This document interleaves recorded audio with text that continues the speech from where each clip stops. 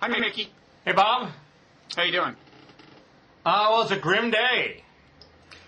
You profess to think it's a grim day. I kind of have my doubts. I mean, I was going to ask, are you secretly happy that Scott Brown won in Massachusetts, or are you openly happy? And apparently the answer is secretly happy. No, of course half of me is happy, but I just mainly mean it's a grim day because we're in the middle of a 5-day rainstorm in Southern California. Oh, that's what's got you down. So people not the collapse of the Democratic Party and the entire liberal project. Well, there's that too. I mean, it's my job as a pundit, Bob, to take this circumstance and show that it demonstrates that I was right all along about everything. And I think I'm up to the job. How about I just vouch for that and we skip that part? I just say Mickey's been right about everything. It does, I get a certain amount of pleasure from seeing this whole edifice of self-confident policy wonks who declared it a fait accompli, to see that crumble. Well, wait, I mean, first of all, you not only get a certain pleasure, you threw the entire weight of kausfiles behind the Scott Brown campaign, I thought. No, I didn't. All I did was link to a Twitter post by Jacob Weisberg. Exactly, you know exactly what I'm talking about. It's interesting that your conscience is so guilty that I didn't have to tell you what I was alluding to. Well, I didn't write the Twitter post. 2 days before the election. I didn't write the Twitter post. Jacob Weisberg wrote the Twitter post. I thought, and it was objectively. Right. Oh, so you've got plausible deniability. Actually, it's a twofer. You suck up to Jacob Weisberg, the boss of your boss at Slate, by linking to his Twitter feed, and also you denied that you yourself were trying to draw attention to the thing he was linking to. Let's give some background. Which, by the way, was something that was very damaging to Martha Coakley. Let's give some background. Jacob said he wouldn't have voted for Coakley because of her role in the Amaro case, which is a famous case that people think now, many people think, falsely accused this family of sexual abuse of kids in their schools. It's like the McMartin case. Coakley, as prosecutor, came in on the tail end of it and refused to let the main guy out of prison and demanded that his lawyer quit the case, which some people say is unethical, and generally didn't behave very well. And Jacob, who was a huge Obama supporter, wrote one of the early favorable pieces of Obama. He's a Chicago person who admires Obama and wrote a piece in Slate about how his first year was brilliant. Said he wouldn't vote for Coakley. That's news. That's man bites dog, buddy.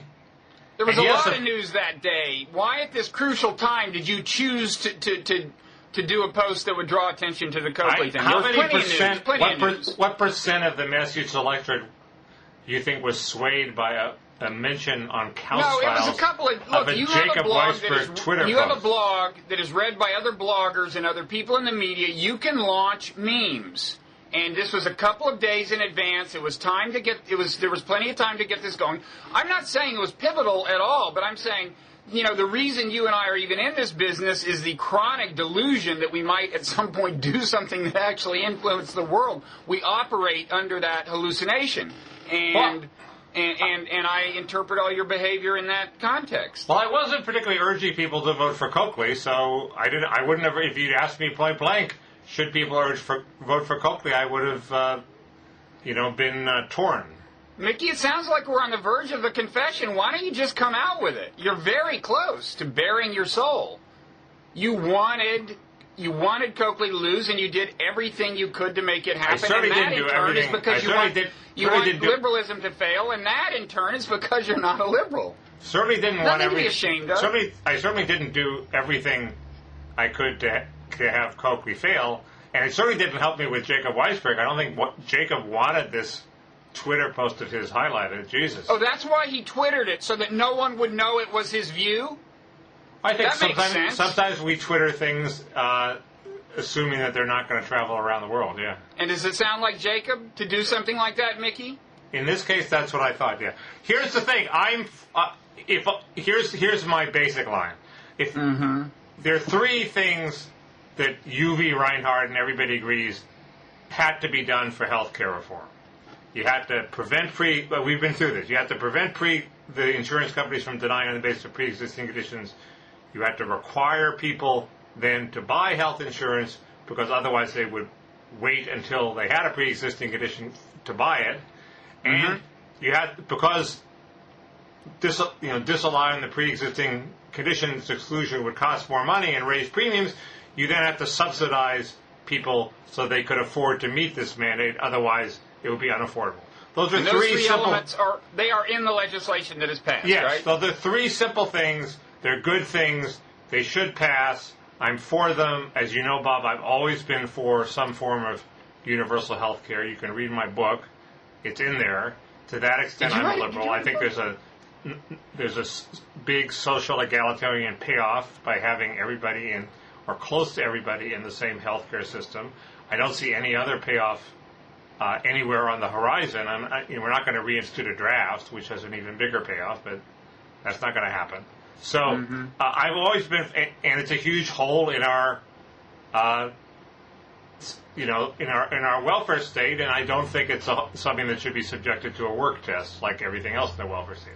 So I'm for it. The problem is Obama took this and he ladled over a veneer of this curve-bending cost control BS that he thought would appeal to the elite, and it did sort of appeal to the elite, and he thought would appeal to moderate senators, but forgot that it pissed off the public.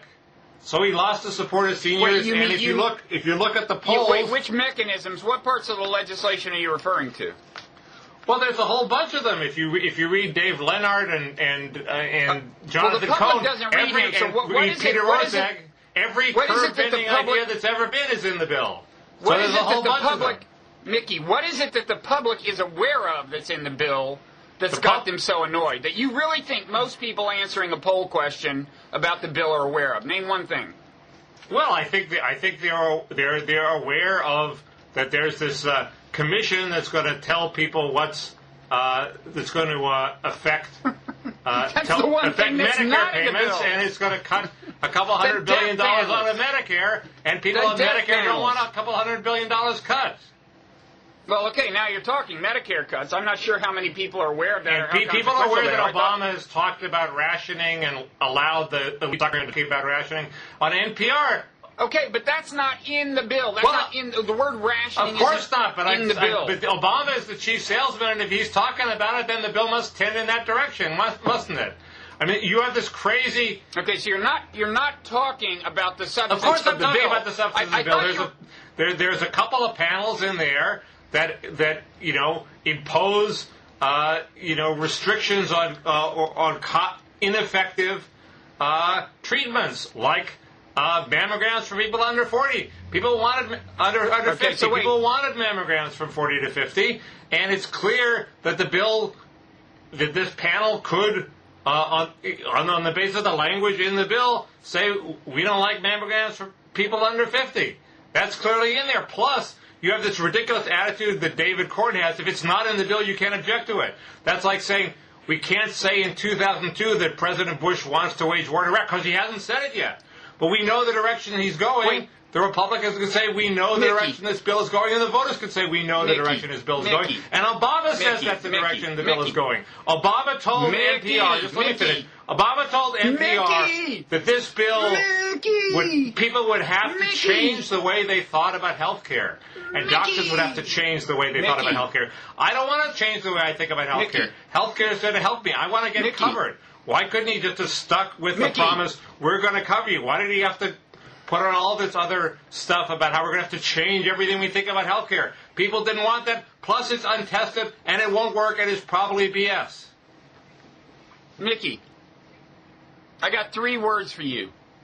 Too much caffeine. You got to cut down, You wanted confrontation, man. I'm saying this because I love you. I never said I wanted confrontation. You always want confrontation. You're always ginning up fake confrontation. Now I'm just playing your role. This is your claim. I mean, Well, anyway, you masterfully played the role of an over-caffeinated right-wing crank. Thank you. So were you explaining why you don't like this bill or why the American public doesn't as usual, like the great and good American public agrees with me, Bob. If you... So you do not want the bill to pass No, in I do its want the current bill form. to pass. And in fact, I spent the past... Well, then the public wants the bill to pass, if the public agrees with you, right? I disagree with the public on that respect, yes. But if you look at this NBC Wall Street Journal poll... there are a couple of interesting things, but the interesting thing is they ask the question, thinking about efforts to reform the healthcare system, which would concern you more?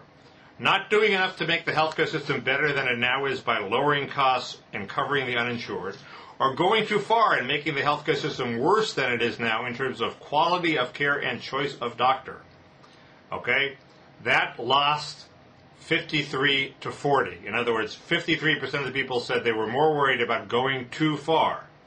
And I claim that this is a pretty good proxy that people got the message from Obama that he was going to screw around with quality of care and deny treatments and, the whole controversy. This is total nonsense. Mickey, it's total nonsense. What mechanism in the bill was going to deny significant care? Are you talking about the Medicare cuts? Is that all you're talking about? There are two panels there whose whole purpose is to steer, and you're the one that's over-caffeinated now. Let's don't have the death panel argument. I'll just link to a few cases where your side is lost. I mean, come on, Mickey. You know that's not there. Of course it's there. The whole point, the whole reason is credited with saving hundreds of billions of dollars is because it's there. If you talk to curve benders, they say that's how they're going to bend the curve by getting rid of unnecessary treatments.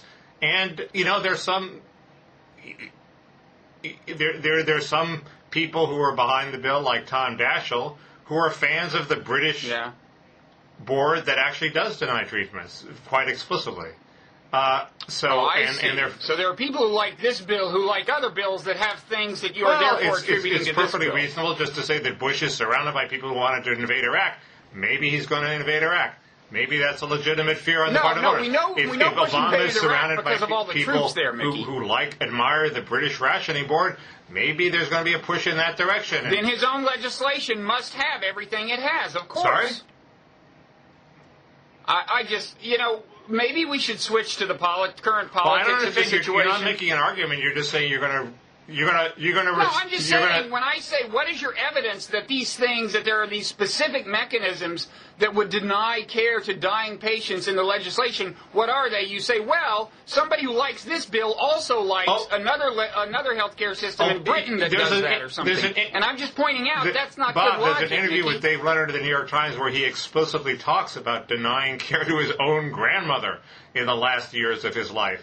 What more evidence do you need? He's president of the United States. And he says that's what this bill would have done, He says Mickey? This bill is going to launch a difficult democratic conversation about whether we need to deny care. Yes. I think it would launch the difficult and democratic conversation. I think that's what he wanted to do, and I think that's what the voters didn't want to do. Mickey, there's something in the bill that has to do with doctors consulting with patients about this stuff. I'm not talking about those provisions. Okay. I'm talking about these various cost-cutting boards that are in. I think there are two of them. I just want to hear one example, one actual example, Mickey. Something's that's in the bill. Tell us, what is it? How does it work? There's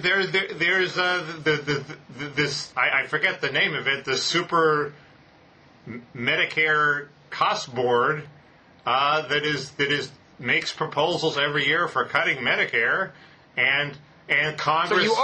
So you are talking about the Medicare cuts. Well, the explicit hope of people like Orszag is that these cuts will spread throughout the healthcare system. I mean, they've said that.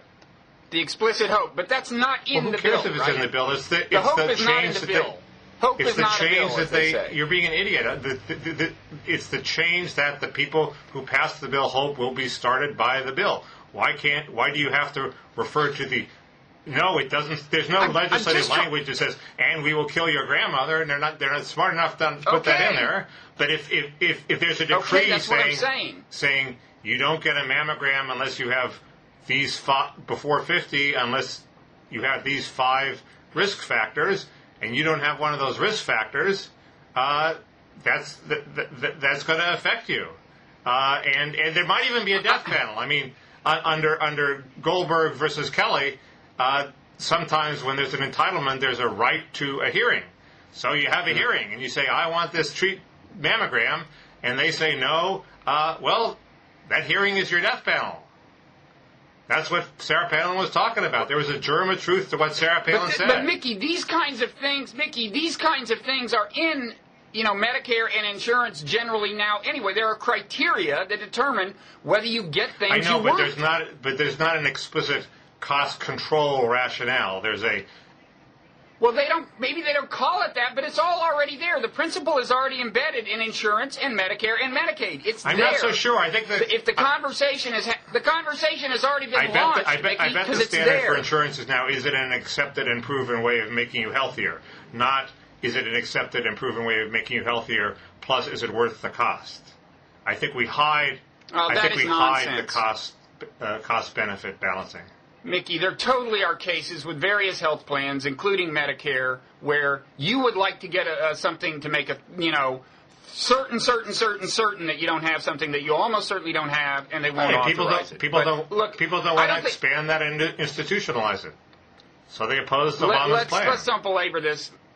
My point is, I want to hear about things that are actually in. I'm still kind of unclear on whether you're saying. I don't care what you want to think about, Bob. Obama let the optics get out of control, or this stuff is in the bill. If it's in the bill, I'd just like to see what it is. You just want to that's qualitatively different from what's already in healthcare. You just want to enforce the bien pensant view that everything Sarah Palin said was crazy, and if you say, well, it's not in the bill, but it's going in that direction, you must be crazy too. That's ridiculous. Anyway, the people have spoken, Bob. They've rejected your point of view. Who the people did? Massachusetts, yes. Not for the first time did the people reject my view. That's something I'm used to believing. My point is he didn't need this veneer of cost control. Even if it's there, he didn't have to say it. He didn't have to put whatever he put in the bill in the bill. That's all I was trying to get clear on is, are you talking about the bill or the optics?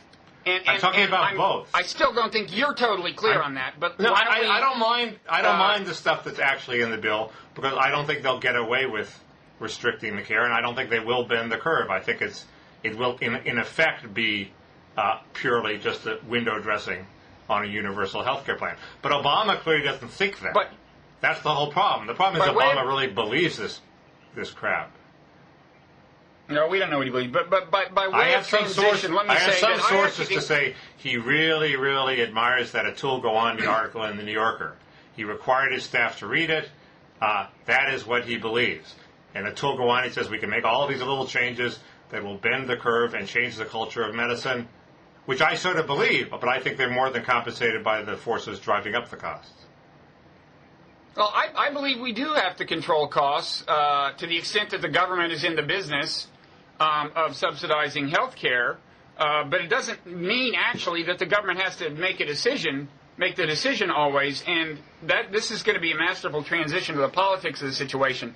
I think one virtue of the tax on Cadillac, health care plans is that becomes that's a form of cost control. It basically says to people, now it's a form of cost control that discriminates against low-income people maybe, but it says to people that, look, insurance beyond a certain level of luxury is going to cost you a whole lot of money. So there's a strong incentive to stop at this point. Now, it's up to you, in principle, if the market is working well, and there are lots of options, it's up to you how you want to spend the money that you spend if you stop there. In other words, I haven't figured out why I always thought it was uncontroversial that the Cadillac tax would cull down costs for the reasons you say. I mean, it's a form of cost control.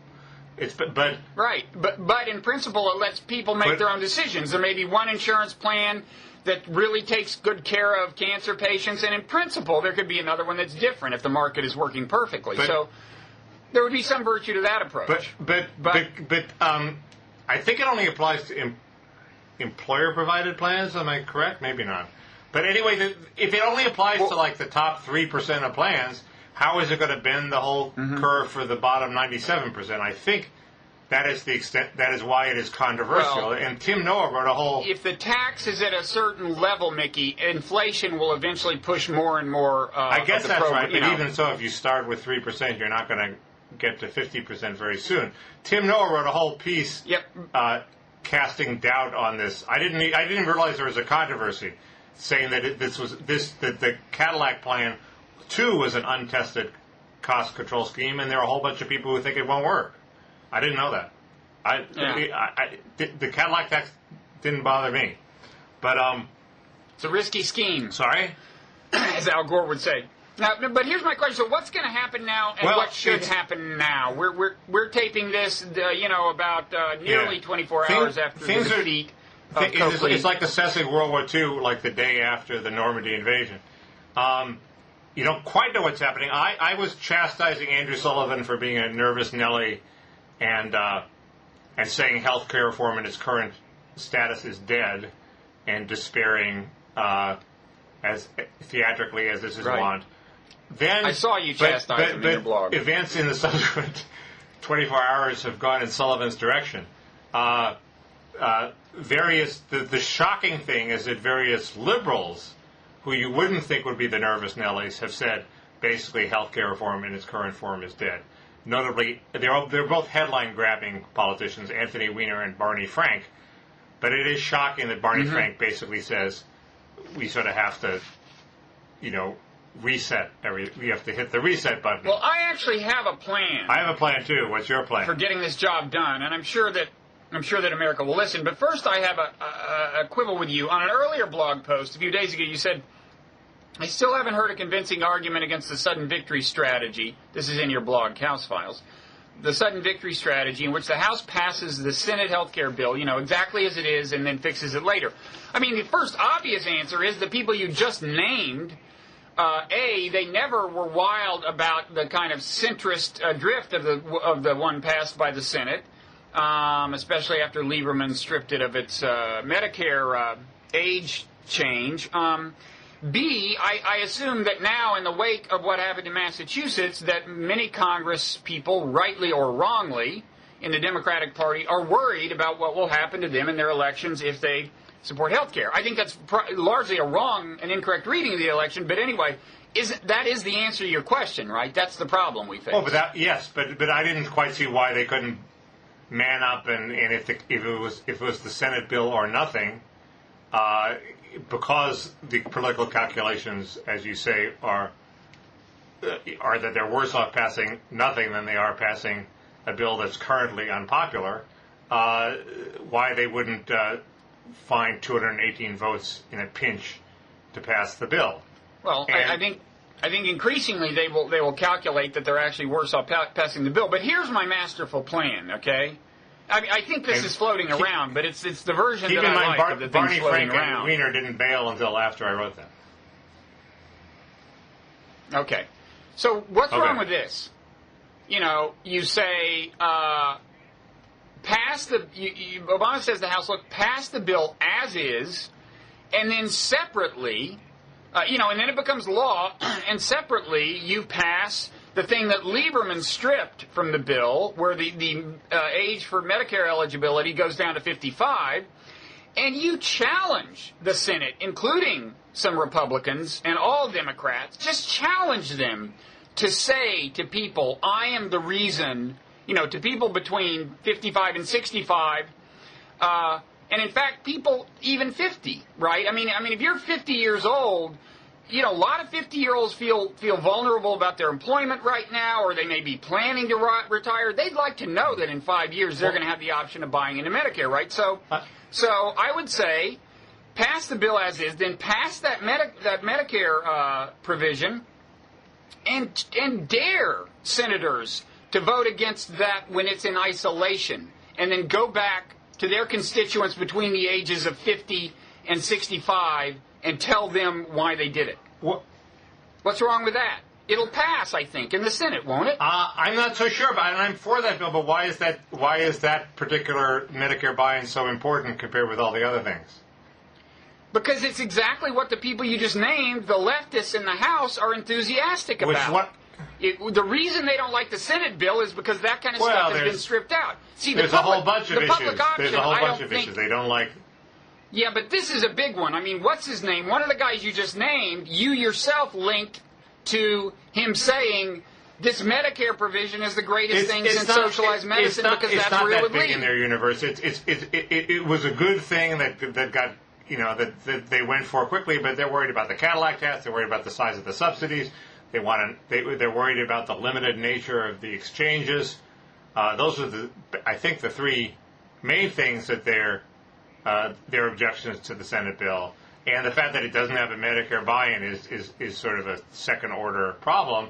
I agree that it would be good if Obama put it to Republicans, vote yes or no, but you pass this wildly unpopular bill and then you add on another big spending bill and say, we dare Republicans. It seems to me to pass it seems to me the Republicans have a ready answer, which is we've already spent too much money, we can't afford it. You want to hear my plan? The Cadillac tax helps you then. What? Yeah, what's your strategic pause. In other words, if you look at this is the best I've come up with. Let me finish. Let me get it out there. He who hesitates is lost. FDR at one point sort of stopped being Dr. Fix the Economy and became Dr. Win the War. And he actually used those words. So why not? Why doesn't Obama say, look, I hear you. You want to get the economy on track first and then worry about health care. So they always have the Senate bill lying around. They have until the end of Congress to pass it. I don't think the Senate can rescind it. So it's always there. Obama says, I'm going to turn to the economy. He does whatever he can do for the economy for a couple of months until tempers cool and hopefully the economy improves. Once the economy is improved, the political climate will be there for House members to be less scared about passing the bill, and then they pass the bill and then it's done. Well, first of all, anything he did for the economy would almost certainly be at least as expensive as the Medicare provision that you just said was prohibitively expensive. Yeah, but it's on the issue that voters care about, Congress. which is the economy. If you look at the polls, healthcare is the number 4 issue. Economy is the number 1 issue. Nikki, but that's not the issue. The issue, the issue is take a given piece of legislation and given the voters' calculation as to what that legislation does for them, how does that compare with some other piece of legislation and what that will do for them? Well, with the Medicare provision, everybody between 50 and 65 says, I'm liking this, I see how it helps. Well, not everybody, but a large body of people in that age group. You talk about your average, what are you talking about, like a tiny tax cut or more public works or what?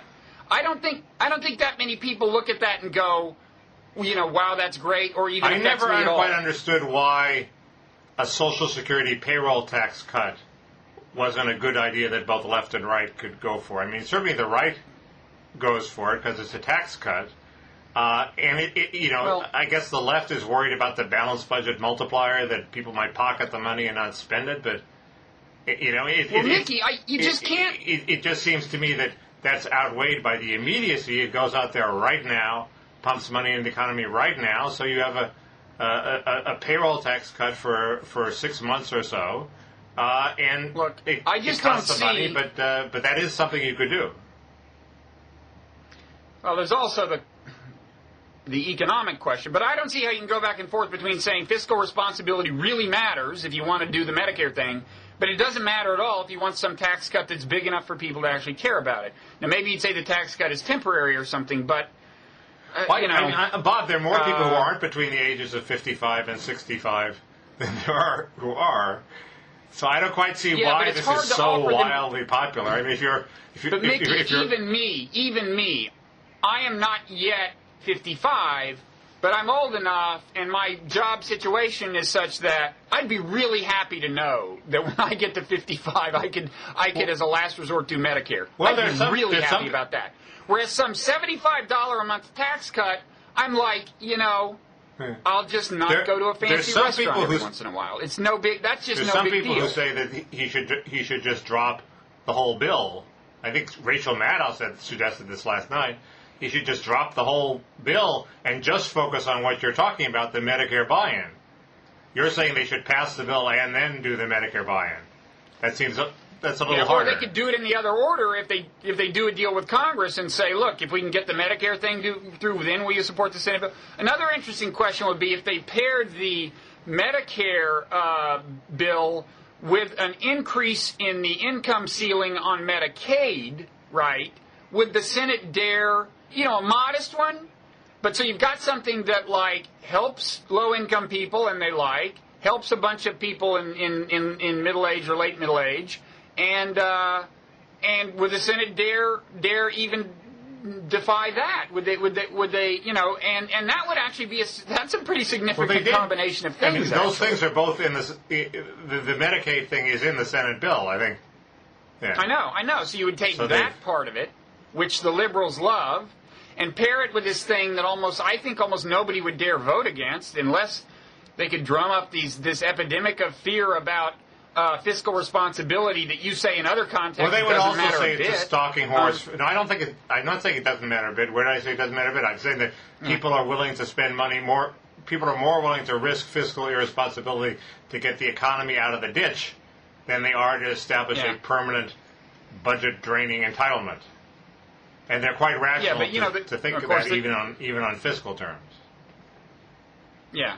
And what you were about to say, right, is, well, they can say that this is a stalking horse for socialized medicine. As Anthony Weiner has said, it's a stalking horse for single-payer, and to some extent it is. I think you have to distinguish doesn't bother me that much. I think you have to distinguish.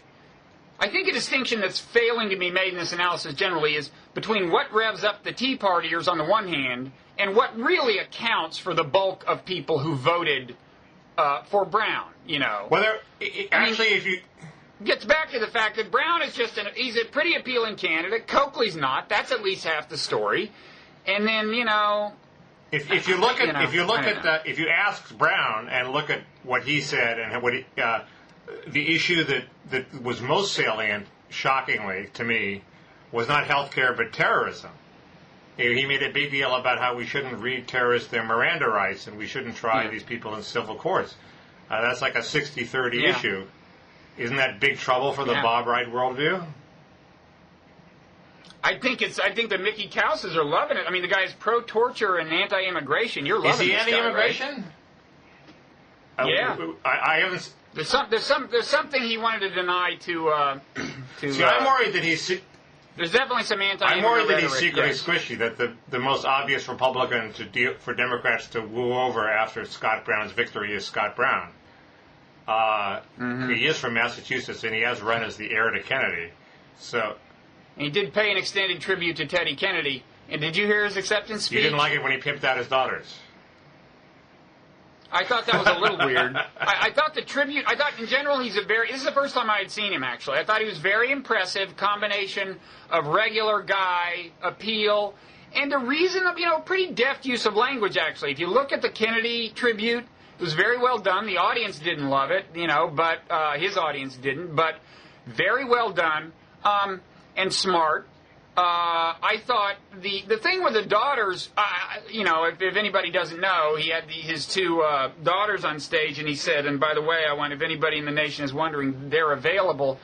That's a kind of a line that would have seemed a little more appropriate 30 years ago than now for a couple of reasons, but I suspect it's one of those things that effete liberals like me say is politically incorrect or something, whereas the heartland loves it because he's that's what fathers are like, and the daughters reacted the way the daughters would react in a family. Oh, Dad, cut it out. Actually, the daughter on the left, on his right, I wasn't convinced that she was loving it. No, I don't think she was, because I think she has a boyfriend, as he said. Yeah, he wasn't loving it either, probably. There were two weird things about that, right? There's the old kind of, the old patriarchal vibe about, the function of daughters is to be married off, the old thing that would get the ire of feminists. The other thing is that these days, when you say she is available, that has two meanings. A lot of people would interpret that as just sexually available. What was the first problem? Well, the first problem is the idea that if you interpret it as meaning they're ready to be married, the idea that is a woman's function. You get her married off and then she does dishes. I think there was a third moose point underneath this all, Bob. Oh, what's that? I only had two issues with that. This is a guy who's really good looking and who posed as a Playgirl centerfold.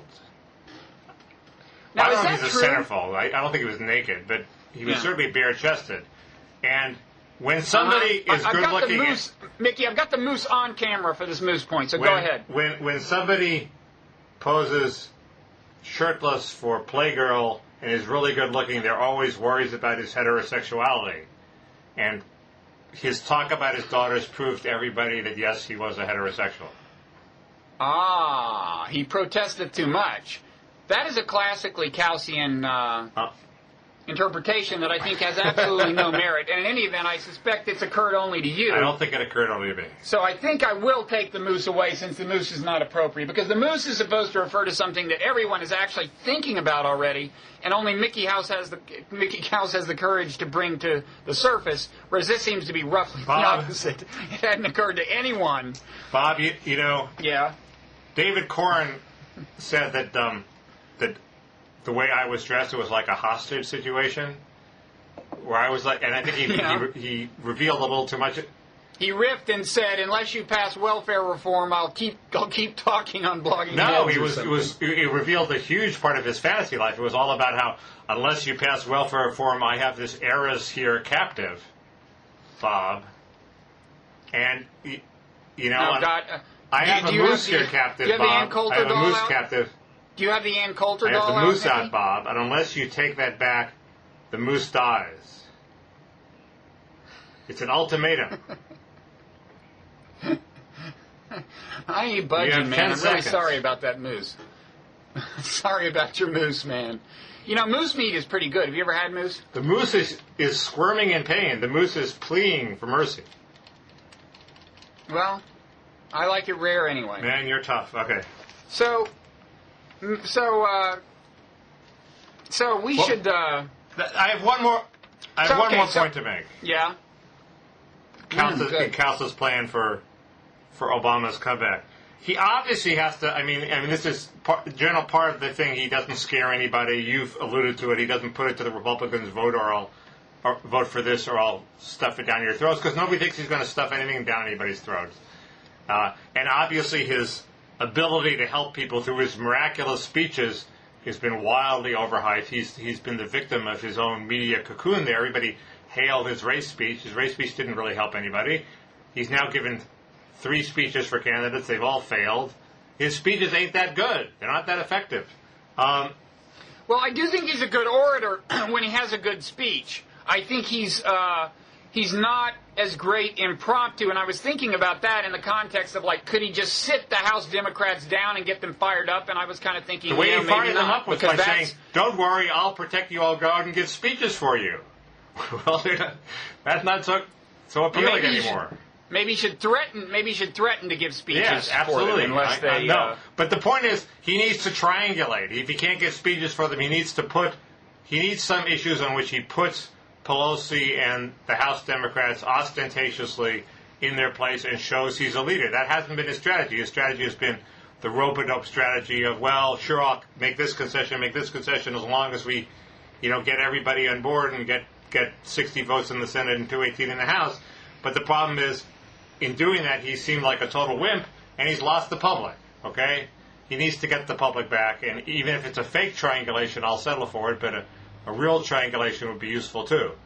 If he said, look, get the pork out of the stimulus bill, that would have helped. Okay, stimulus bill. Maybe we should move on to like the guy's legacy. It is the century mark. I mean, the 1 year mark. But just before we do that, so you think the chances of a health care bill passing in the next 2 months are what? I mean, of it getting signed into law, or what? God, today it looks like 25%. Yeah, I fear, but he's saying he's not letting go of it, right? Right. Well, there's always this talk of we're doubling down and we're gonna go more populist and go after them. And A, he's never been very good at that, and B, that's what you always hear. And C, what succeeded in the past has always been, I hear you, I acknowledge what you're saying, now we're making some sort of course correction. That's what worked for Clinton, that's what sort of worked for Schwarzenegger. That's what's always worked in the past. So you would expect the first day story to be how, we're going to start kicking ass and naming names, and then the second day story would be how we're going to concede. And in fact, in this case, the second day story followed within minutes. I mean, Barney Frank poured cold water and said, no, we have to listen to what the voters of Massachusetts are saying. So these are people who are determined to stay in power no matter what. So they're very flexible in terms of being attentive to the voters' desires. Well, I'm going to be depressed if we get no health care bill. So am I. It is An opportunity that may not come again. I'll be but depressed anyway. too. Yeah, I know. Anyway, assessment of Obama. Well, domestically, the one thing that he deserves later. much more credit for is his race to the top in education. I know that he got a lot of grief for ending the DC voucher program, but he always said he was for charter schools, not vouchers. And his Secretary of Education is pushing what seemingly seems to be a doomed idea, which is you offer this extra pot of federal money to states that do X, Y, and Z to reform their school systems, allow more charter schools, basically do all sorts of things that the teachers' unions hate. And I figured, why would the teachers' unions will just say, screw you, we don't want the extra money. Well, it turns out the states are so impoverished now with the recession, they're desperate for the extra money, and they're actually doing some fairly significant things. There's a guy named Rashawn Biddle, who I think is in Indianapolis, who's written about this. And in California, they're jumping through hoops trying to get this extra money. It's bizarre, but it's having a strangely big effect. Do you know who's running Arnie this program? Duncan, why? No, I mean within the department. I think I do. I think it's a good friend of mine from college, but I won't mention her name in case I'm wrong. Okay. Well, anyway, it's an unsung sort of neoliberal in the Charlie Peters sense, interest group busting. See, so you give him an A on that, and the only thing I'll say is I don't know the details, but I am skeptical of these things that gauge schools based on test performance and changes in test performance. I mean, so much of that is a reflection of demographics and changing demographics within your school district and stuff that... But if you... there's just the fact that teaching to the test leads to some pretty bad teaching. Well, you disagree with... Nick Lemon would have a fight with you over that, but... yeah, well, you know what? What? Oh, wait, maybe his kids did go to public schools. I take it back. I was going to say, but my kids went to... but if it institutionally breaks up the public school monopoly and starts a bunch of charter schools that parents can then choose whether to go to or not, that's a mechanism that should work for the good, independent of whether these bureaucratic punishments for low test scores or not, work. In other words... Parents should know whether the charter school down the street has a good rep or a bad rep. Plus, it frees them from the tyranny of their neighborhoods so that they can go to the charter school 3 districts over, maybe, and escape from the ghetto and escape from the crappy schools that are in the ghetto. So those are all, seems to me, good things that have nothing to do with the perestroika-like reforms that we're going to use the bureaucracy to punish low test scores. Okay, so what other areas do you give him lower? That's the highest grade you give him as an education. Well, I just think it's a place where he's undersung. I think people clearly hate the GM bailout. The polling numbers are incredible on this. If you look at this NBC poll, 60-30. It's the most unpopular thing he's done is having government take an ownership stake of GM. That's really significant because you wouldn't have expected that. And I think it shows that people have bought the narrative that the UAW and GM sort of deserve their fate. Screw them. Well, I also think whatever term they use to describe it is probably a term people don't like. You call it a bailout, and people don't like the idea of the government owning. They don't call it a bailout. I'll read you the exact language. Well, okay, I trust you, but do you think it's having the federal government take a majority ownership stake in General Motors? Do you think it was a good idea? I thought it was a good idea, but they should have required much more sacrifice, both from the executives who got us into this, got GM into the mess, and by and large stayed on. And it doesn't do any good from the optics point of view, to secretly get rid of them. 6 months later, you want to publicly humiliate them and say, "You failed. Goodbye. You lost your job." Guy making $500,000 a year. Sorry. And people like that, and it's a valuable symbolic purpose. And they also, the UAW, they thought they were going to, as we've talked about, there are these issues with the rank and file. They thought they were going to be asked to make more sacrifices. They weren't. So I would have asked for much more sacrifices from the union workers too, because they failed also. And Obama did neither of them, and that means the chances of the whole thing collapsing over the long run, I think, are much greater than they otherwise would be. Oh, so you think it's not the GM and Chrysler are not out of the woods? Oh, no, Chrysler's certainly not out of the woods. And GM, and in part the reason they're not out of the woods is because people hate the bailout and aren't going to buy their cars. I mean, that's now the conventional wisdom, is that Ford is succeeding because they didn't take the money. Okay. So you think the bailout itself was mediocre, and the optics of it have proven to be even worse than mediocre? Correct. Okay, so what other issues are you grading him on? So in the old, if these are pre-inflation grades, we'd give him a C on that, and if they're post-inflation grades, we'd give him a B. Right. Okay, what else? I'm troubled by a bunch of things he's done to appease the left, like hiring 150 more lawyers in the Civil Rights Division. What's wrong with that? They've got to run around the country filing disparate impact suits. I think that has a deleterious effect. I think it encourages people to think that the African American who's the physician they see when they come out of the ether got his job not because he's a good doctor, but because somebody filed a civil rights lawsuit. I think it has toxic effects. I think at best it's a waste of energy and bright minds, and at worst it's a negative thing. That seems kind of like a small thing, 150 lawyers, but anyway, you give him a bad grade there. That's a very big thing. He has a gung-ho civil rights chief. I think Sotomayor is like a mediocre appointment, and she'll turn out to be a mediocre appointment.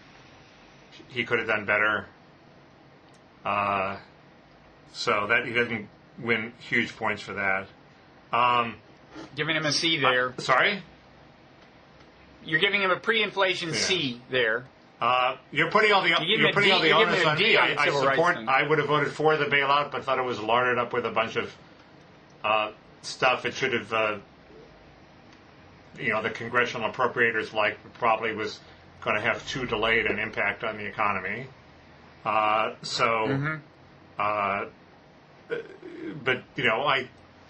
that was better than not having a bailout, better than not having a stimulus. Sorry. I mean, when is it?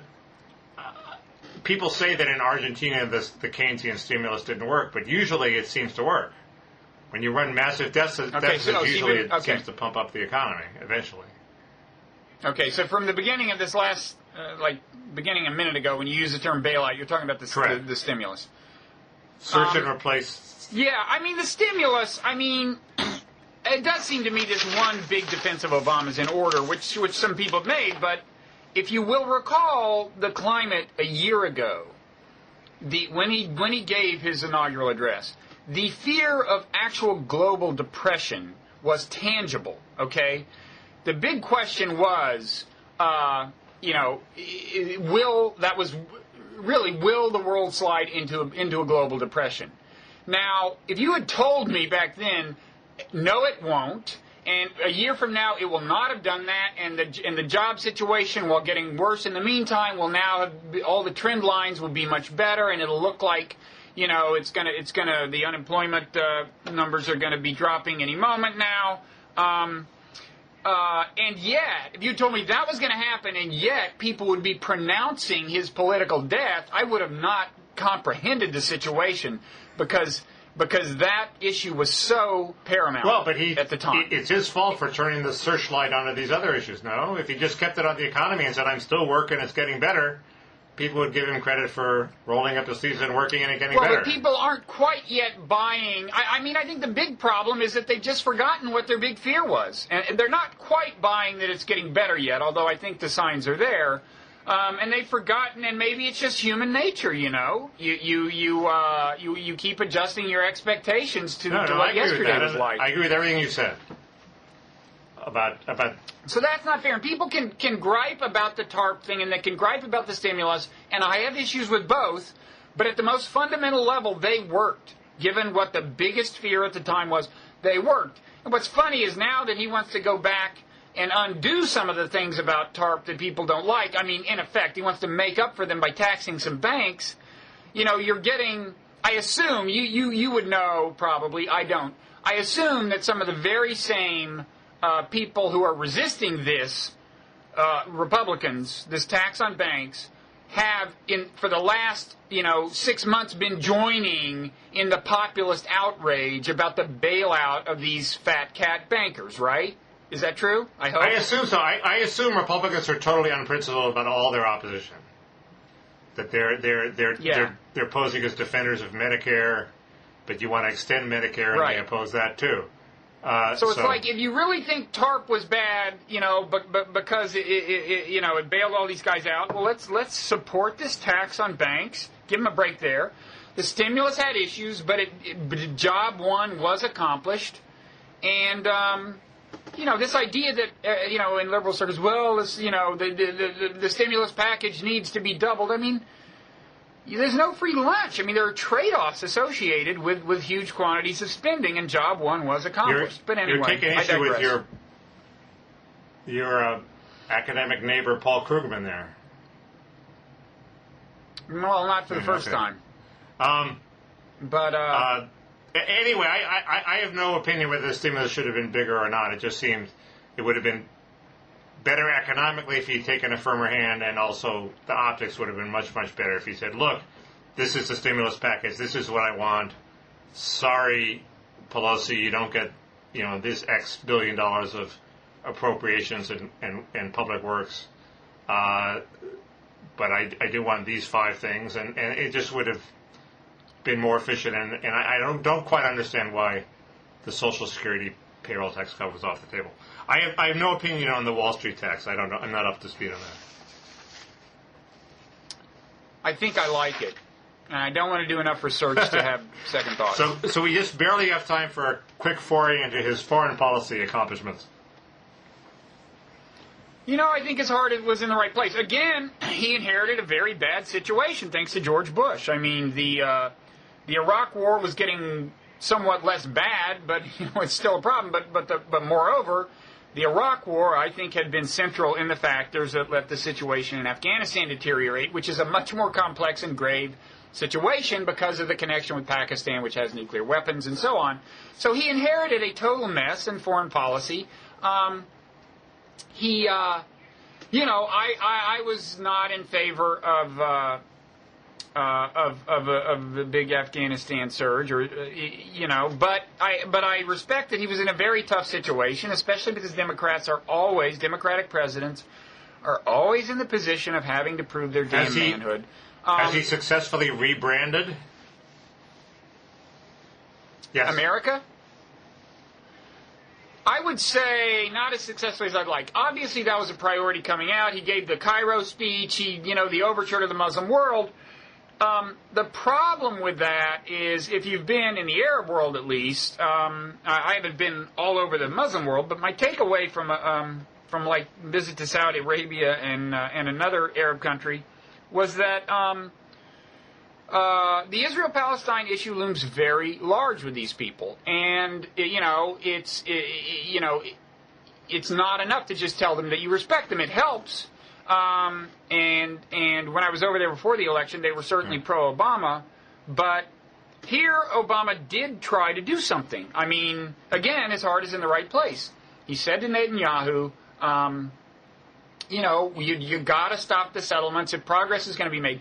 If he had said that and Netanyahu had responded favorably, yes, that would have been a significant increment in the rebranding, yes. But Netanyahu said no and revealed that Obama had, committed the failure of making a demand on someone without asking himself in advance, what do we do if the guy says no? So doesn't his failure in the Israel-Palestine dispute replicate his failure with Congress, which is he wasn't willing to put anybody down and beat them if they didn't accede to his demand, i.e.,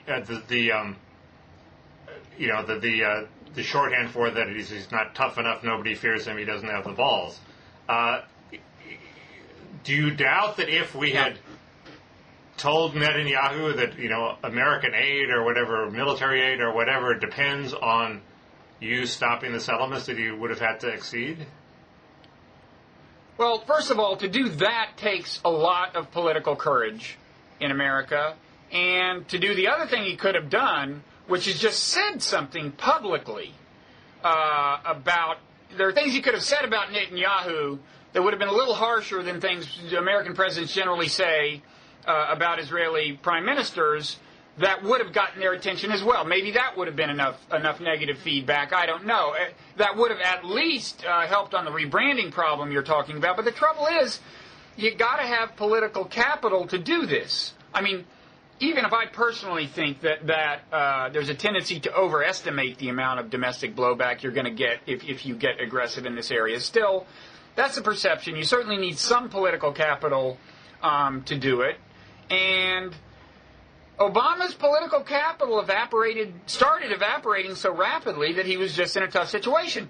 I wish he had tried to use more of it there. Yes, I also wish he would try to use more of it in talking about the danger of fear itself. You know, in this, I wish after the Christmas aborted bombing or failed bombing of that airliner, he had said, you know, This is, you know, acknowledged whatever lapses there were, but said at the same time, we've got to keep this in perspective, you know, rather than looking like he was at the beck and call of Dick Cheney. And if Dick Cheney says, you're not using the phrase war on terror enough, he doubles his usage of the term war on terror, right?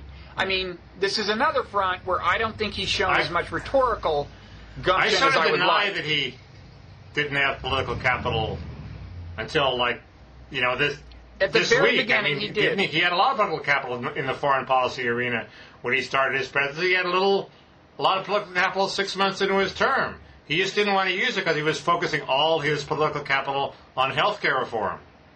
That's the problem. And now he's not going to get health care reform, so that's pretty disastrous.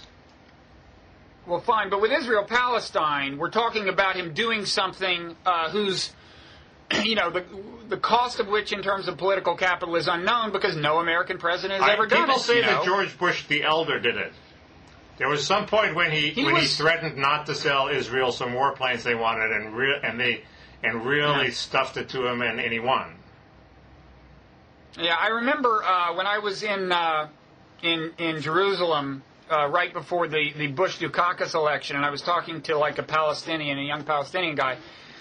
And he said, who are you for in the election? And I kind of just naively, I wasn't thinking about the politics. I thought, you know, you are the downtrodden here in the local political context. You're the guys who don't have power. In our country, the Democrats are in favor of the guys who don't have power. So I kind of said with some pride, you know, I'm for Dukakis. And the guy looked at me like, you know, we're no longer friends. He was Bush. You're right. There was that perception. That caused Bush lasting damage within the American Jewish community, but you know how important was that? I don't know. Like I said, I wish, and I do think that the climate here is changing. I think, you know, with J Street and everything, I think there's a little more political running room. But anyway, I think, you know, in foreign policy generally, Obama's heart has been in the right place. He was dealt a very tough hand, and now his political capital is such that, although I wish he were a little more rhetorically venturesome in terms of the war on terror and emphasizing that we cannot be scared into doing a bunch of stuff that will hurt us in the long run, like ethnic profiling at airports and blah, blah, blah, which I know you favor. Let's don't get into it. I still appreciate that his political capital is so low, it's getting... We haven't talked about one big thing, which is Iran. I was shocked to read a Steve Clements post about how Ahmadinejad was the reasonable one and was about to agree to whatever demands we were making about Iran, about, you know, letting the Russians, I guess, process their uranium, and it was the reformers that stopped it. What's up with that? Well, this was reported at the time. I guess the school of thought that feels this most as an internal contradiction, or would be neocons that, you know, their faves over there in Iran, the reformists, seem to be the hardliners on the nuclear issue. I mean, yes, there was this reprocessing deal where you were going to take their, I guess, plutonium and do the the enrichment or something in Russia. I'm getting everything wrong, I'm sure. And that was going to help us know that a certain quantity of this stuff was not being used, right. for weapons making purposes. And yeah, apparently Ahmadinejad signed on, went back to consult, and the blowback he got was from, among others, the reformers. I don't understand quite how that works. I thought the reformers had no sway in the Iranian government. So how could they administer blowback? Well, I think he probably got some intragovernmental blowback as well, but I suspect that he and the government generally feels vulnerable enough now that they don't want to give the reformers good nationalist talking points. Like this, like saying, oh, the Americans intimidated us into surrendering whatever. So how is he doing with Iran? It seems to me he hasn't done a whole lot to stop the impending Israeli strike. No. There is, I think I'll write about this at some point. There is a deal that's never been offered Iran, which I think you should offer them, if only so that you'll have offered it. I think you talk about this all the time. I think you've talked about this about 3 times. No, I don't mean the grand bargain that Flint Leverett talks about. I mean, that sounds worth trying too, but I'm talking about a specific deal involving intrusive inspections in exchange for letting them process the stuff for nuclear energy purposes. Intrusive inspections of any site we want to inspect. The deal, strictly speaking, in its pure form, the deal has never been offered. It's always had these qualifiers. In fact, the deal has never been offered in that straightforward form. Why would they go for this? We should at least offer it so they'll say no. Why would they go for this? Why do we have any leverage?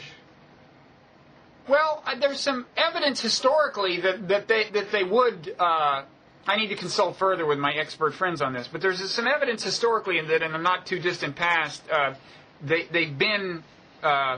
shown favorable attitude toward this kind of thing. But the main thing is, it's one of these things that at least get it on the table, and then you can at least say we tried.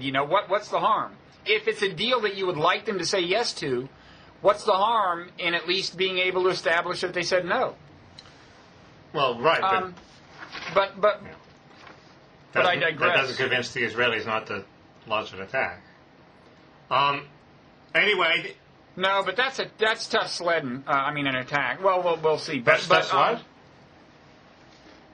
An effective attack is a difficult thing to. The one thing Obama has done is he's speeded up production of our new bunker busting bombs. Yeah. Oh, has he? Excellent intelligence, and that was in the news about 2 months ago. And you suspect that that's on behalf of Israel? Well, it's just sending a message. It's just, carry a big stick.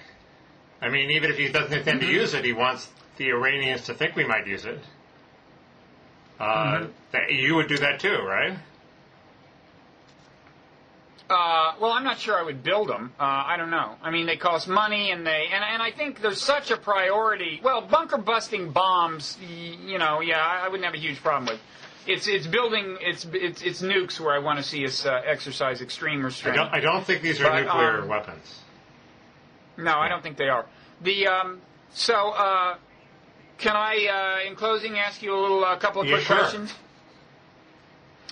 What senator was most unhappy about the outcome of last night's race? Well, according to Lawrence O'Donnell, it's Mitch McConnell. Because Lawrence O'Donnell has this crazy theory that may be true, which is McConnell secretly wanted the health bill to pass. He wanted all the Republicans to oppose it, but he wanted it to pass because he wanted to use it to run against the Democrats in 2010 and regain the majority. Apparently there was some weird state election in Kentucky where the Republican candidate somehow nationalized it on health care and unexpectedly won. And this had a huge impact on Republican thinking, and they think, God, if only Obama succeeds in passing health care reform, then we'll kill him in 2010. And so it's so crazy that it might be right. But what's your theory? It is that crazy. I'll give you a clue. It's somebody who I love to see unhappy. It was, for me, the silver lining of the Massachusetts election, this person's unhappiness. Chuck Schumer. Joe Lieberman no longer has the power. Well, he's no longer the 60th, Democrat. But he's still the 60th votes. They still need 60 votes. They need Lieberman now more than ever. No, he's the 59th now. Well, but they still need 60, which means that anybody who's in the last 2 or 3 has incredible leverage. Yeah, but given how partisan things are, there's not going to be any really significant legislation that we'll see. But makes them slightly less important, I think. Next question: might we see a house cleaning that means the end of Rahm Emanuel? There are various people who speculated that. Of course, I think there should be house cleaning that means the end of Peter Orszag, but the problem is that Obama really believes Peter Orszag, and I think Emanuel is sort of more dispensable. It's possible. I mean, doesn't Emanuel supply something that Obama needs, which is, a tough guy? Well, I thought he might, supply some mastery of legislative strategy, but that doesn't seem to have worked out. But Emanuel's problem hasn't been that he hasn't pursued a good legislative strategy. It's that Obama's poor messaging has soured the public mood, and the reason it's soured the public mood is because Obama really believes this veneer of curve-bending crap. You don't think he consults with Rahm Emanuel on messaging? No, I think he consults, but I think he really believes it, and the heart wins out. Yeah. Okay. Final question: what do you think of the news today that the New York Times is going to pursue a pay model? That is to say, they're going to demand that people, after a certain number of complimentary visits per month, you'll be able to view 6, 8, 10, whatever number of articles for free per month. Beyond that, you have to pay. You have to sign up. It sure seems like, hey, let's put Jay Leno on a 10. I mean, it seems like one of the ideas that everybody says is a loser, and that in fact turns out to be a loser. Sulzberg has been pushing this for years, ever since the failed Time Select strategy, and you have to figure out that it's going to stop bloggers linking to them. It's going to, their traffic is doing great now. That their traffic is going to go down, and so you have to think it's a loser. They are clearly aware of that problem, and they're trying to have it both ways by allowing enough complimentary visits so that the average blogger will think, well, if I link to this article, pretty much everybody will be able to read it, except those who have already exhausted their 10 visits per month or something. I'll think that. I know they've got me, but I don't. But who else do they have? I mean, I'm not that important. Oh, Mickey, don't be so hard on yourself. I won the whole Massachusetts election for Scott Brown. I forgot with my Twitter. No, you just did your best. Is my point. I don't know. Well, the thing doesn't click in until like a year from now. Did you read the fine print on the story, the New York Times story? They're not going to implement it for a year. So I think maybe they're kind of hoping that they won't be charging up this hill alone.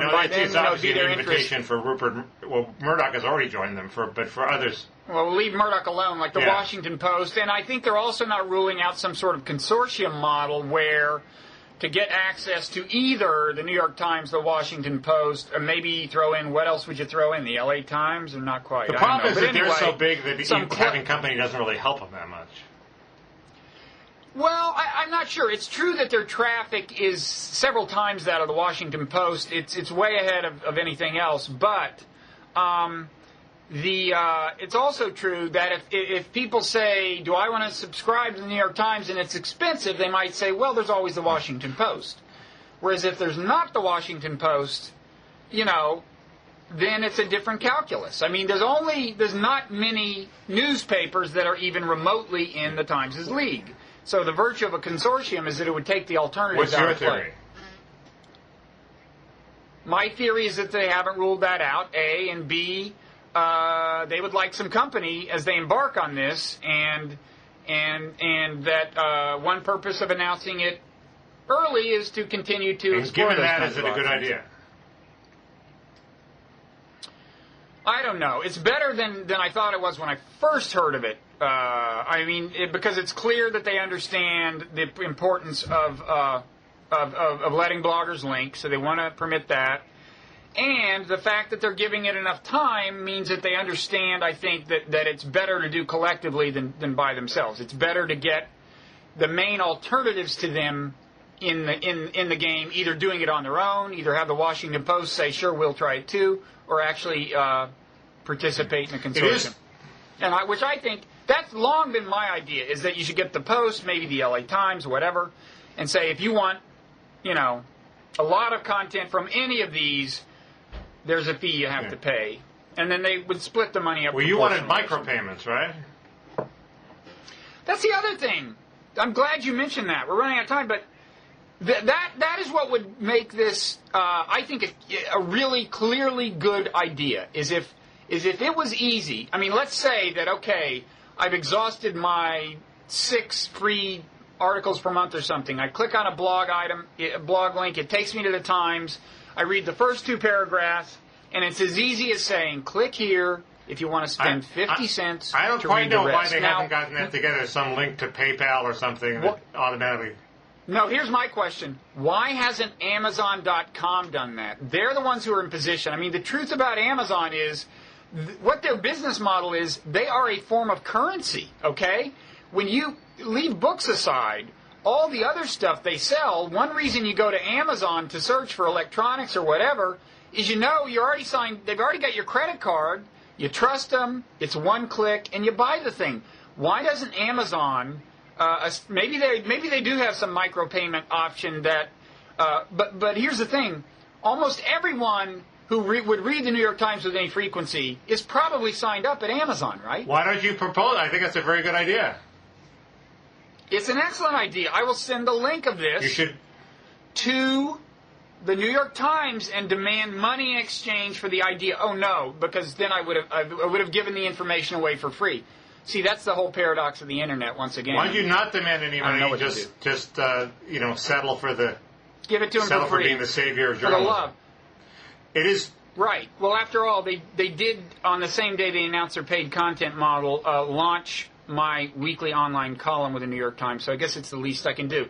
Since you didn't bring that up, Mickey, I thought I might. I didn't know if I was allowed to bring that up. I was deferring to you. What is this weekly column? Well, it happens once a week and it's online. It's the cluster of people, the Stanley Fish, Dick Cavett, whoever. There's about half a dozen. And even though of them. one thinks they're second-class citizens, they in fact get huge hits. They do get. I'm lucky if I get 25,000 a day, and those people routinely get hundreds of thousands. I'm not sure about hundreds. I think they are said to get in the 6 figures. Well, that's pretty impressive. Congratulations. Thank you. But the one thing that's clear is that display advertising just isn't doing the job. I'm afraid I concede that now, at the moment. That could change. We're at the hour and 12 minutes mark. I probably shouldn't launch into my theory about that. We should save that. But right now, we thought they were going to get $10 CPM, and they're getting like $1. I don't know. I think on some of these big things, like when Apple wants to do a big thing and you see it on the homepage of the Times and the Journal, I'm assuming they're getting real money for that kind of stuff. But if you can get those all the time, you can make money. Yeah. Anyway. So Amazon, man. Amazon micropayments is the salvation of journalism. Well, there you go. There you go. So, anyway, I think we're through. I think you've said it as well as anyone could have. So, anyway.